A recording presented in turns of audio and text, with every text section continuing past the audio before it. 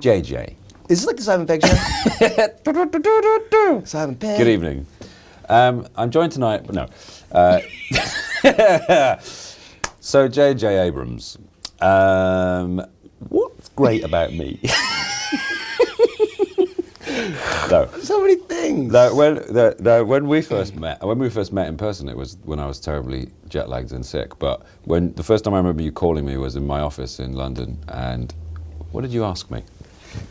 I feel like I grew up like in the crib with you. I don't know. You called. I called you in your office. Yeah, do you actually have an office? Yeah, I was writing Really? Hot Fuzz with Edgar, and someone came down and said, "JJ Abrams online," and I went, "What?" By the way, he's going to mention Hot Fuzz at least 9 times during this interview. It's a good film.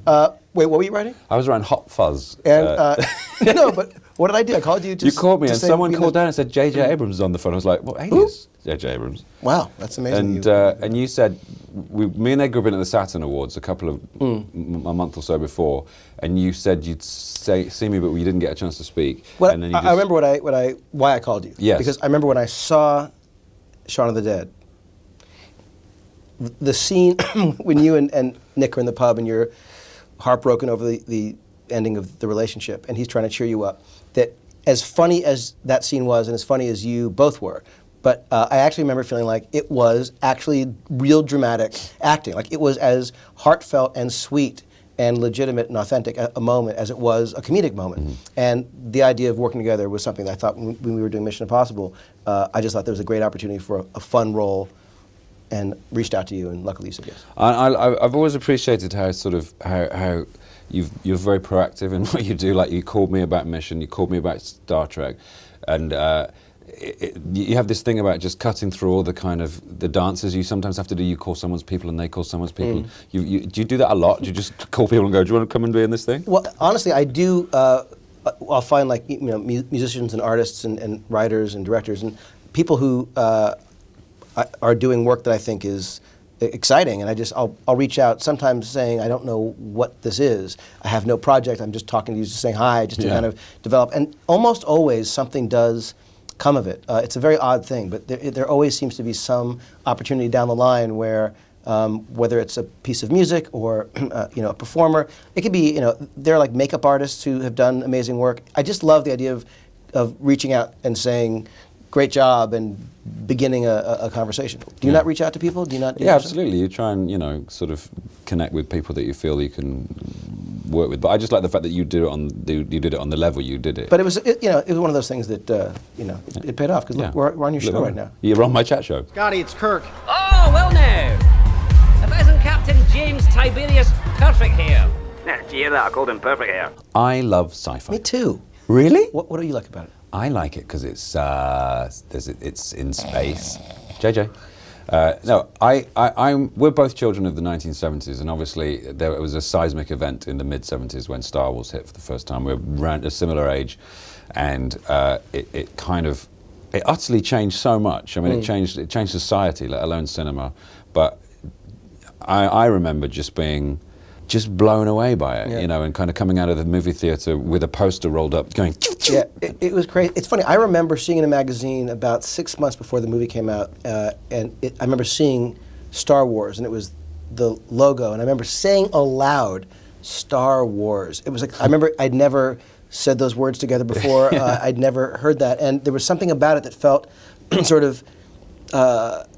It was unusual, and I remember feeling like that was odd. I didn't know Star Wars, and it's so strange to remember before it was something that we're just born knowing about, and kids now it's just Star Wars. What are you but like you, when I first saw it, I was 11, and it was impossible. It was just suddenly this expansive possibility was there of storytelling, and it was a modern day myth, and I just that was my thing. Meanwhile, with Star Trek, I had friends who loved it, and I just never. I tried. I'd sit and watch episodes and try to find my way in, and for some reason, I think this because it was a more philosophical, sort of debate-driven show, I loved the action of Star Wars, and Trek never seemed to really have that. Didn't you watch the motion picture with your dad on the Paramount lot? Did you tell me that? Yes. That's an incredible coincidence. Well, it's a very odd thing. One of the strangest things is my father, who still is a TV movie producer, he brought home this autograph from Doug Trumbull, which I still have, and it says, I started making movies when I was 12, and I hear you're doing great at 11. Keep it up, Doug Trumbull. And I still have this autograph, and I actually saw him about a year ago, and I said, I have this autograph from you. He's like, oh yeah? Couldn't care less. But the thing that was so amazing was when he signed that to me, he was working on the motion picture. He was working on Star Trek. It was that year.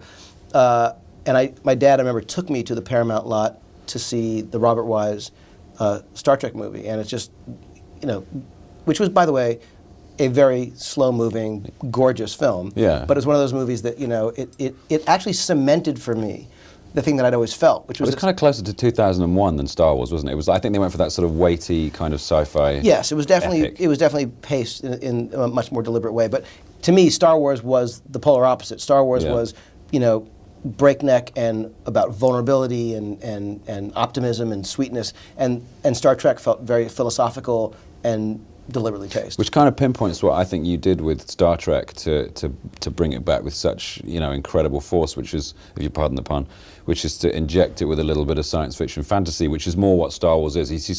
Star Trek is like science fiction, and I totally agree with that. But I would say that even now discussing Star Wars, the approach, it's so different. It's such a disparate universe, and I think that the history of it, the tone of it, the approach of it, the feel, the themes of it feel incredibly different to me, Star Wars to Star Trek. Are you doing Star Wars now?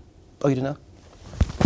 Simon Pegg, ladies and gentlemen. One day I've been off this ship! One bloody day! It's an interesting thing working on Star Trek, being, unlike you, someone who never quite got it, actually, until we started working on it.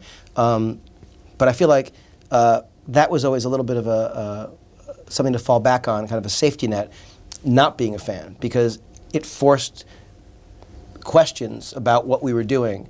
It couldn't just be acceptable because it existed and I loved it because I was a fan. Yeah. And I think part of the challenge, obviously, moving forward with anything that you come to sort of pre-loving, it's like that question of, you have to kind of force yourself to start over and not assume anyone's going to care. Absolutely. Or assume anyone's going to be the best. Jump! Oh, God! Was it more of a pressure this time or less? It was interesting. There was less pressure, I think, doing Into Darkness because we already had cast brilliantly the film. Almost. But where there was more pressure, I think, was that we were sort of in our own shadow, and we'd done something that was like, I think, that was well received and had functioned in a way that we couldn't replicate that.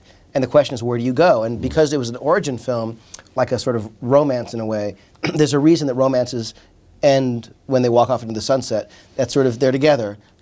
The next morning when the sun rises, it's a harder story to tell. Yeah. And so in a way, this was, the sun rising on this group. And what I was excited about was, I think that the movie does, I think, work, at least that the ambition is, that it work on its own terms and not feel like something that, that requires you to see the first film or requires you to know anything about. But if you are a fan, you have the sort of the fun of understanding certain that's references. like a bonus. I was intrigued all the way until I got the script. That time I was in, I think Brian Burke bought it for me and brought it to New York when I was doing some press for Mission Impossible.